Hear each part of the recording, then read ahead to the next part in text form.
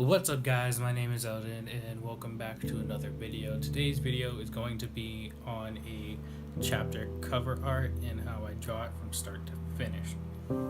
Hopefully you enjoy this video and hopefully the image turns out well. I don't know, we'll see. Let's find out. Alright guys, to start this out, I want to preference what I used to create this picture. I actually used a mechanical pencil, a pencil stick kind of eraser, a Faber-Castell regular rectangle eraser. I use my multi-liner Copic SP35.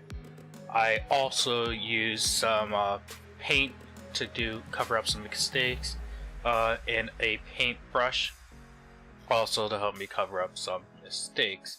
These are the only tools I really use other than a kneaded eraser. So to start this out, I actually didn't know what kind of pose I wanted to do, so you saw me erase the first one, and now you're seeing me erase the second one. The third time is the charm, I guess, and I really liked how this pose wound up turning out. For this pose, I actually used a reference, but I altered the reference a bit. I made the body turn slightly more, or slightly less actually, than what the reference was showing, and I actually added a ligament that isn't shown in the reference. I wanted this picture to be a more movement type, action based type picture, so even though it's a still image, you can still feel the movement and understand what's going on in this piece. I want to keep on doing more of these dynamic types of pieces, just to get me out of my norm, because when I usually draw it's more stagnant and pretty easy to draw, and dynamic pieces are kind of hard for me, so I want to keep on doing more and more of those just so they become easier, due to my series being an action series, and the more fluidity there is in my drawing, so when they're doing these action poses or these key frames, the better it will turn out to look, and I really want that to be a norm for me. I want to progress every time I draw something.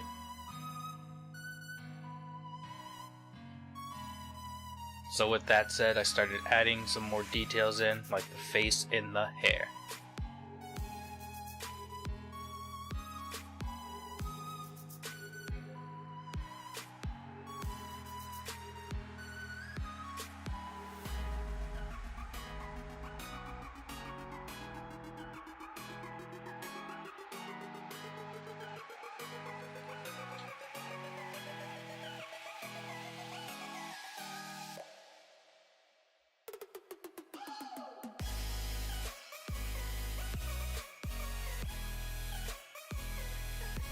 At this point, I was determining whether or not to add the right arm, because again, like I said, it didn't really show in the reference image, but the way I angled him made it look weird if I didn't show a bit of his arm, so I decided to add it in.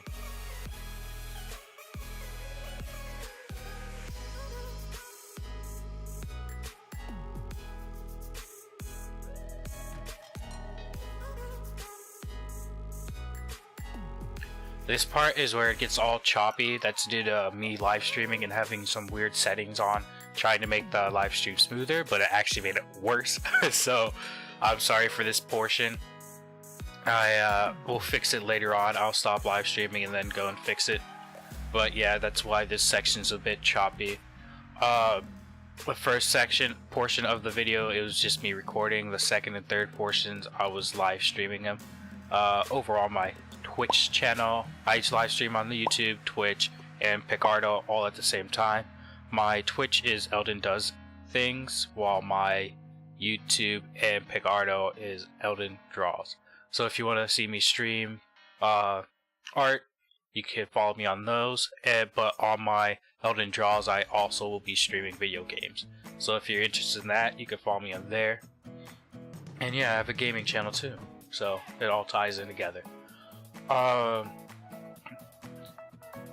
Yeah, this is where soon it will be fixed, and then you won't have to worry about the choppiness in this video because it is kind of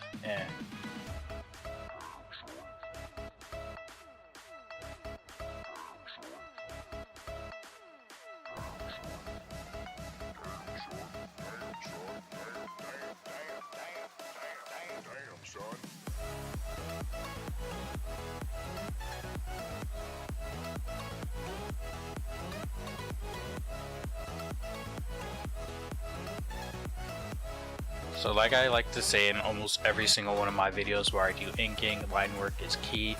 Making some lines thicker to others gives it greater value, so it's nicer to look at. If it's all one flat central kind of line, it's kind of mad to look at. And even if you're doing coloring, its line work is still really a key thing to focus on because it'll make your work pop out more. Alright, here's where I fix the settings and then start going back into the normal speed of things without the really bad frame rate. Here I actually use a ruler to help me guide the lines or the X on his hoodie, but I realized that one portion was way too high, so I go back over it with some white paint and then just make it so it's harder for the scanner to read it, so it just comes out as white and clean. Because I am going to be scanning this and adding tones for it. This is actually a cover piece for my manga, the 6th chapter I believe. I still haven't finished the 5th chapter, but what can I say? I just wanted to get the cover pages out the way because they do take up a lot of time. And if I do them last minute, they don't turn out that well. So yeah.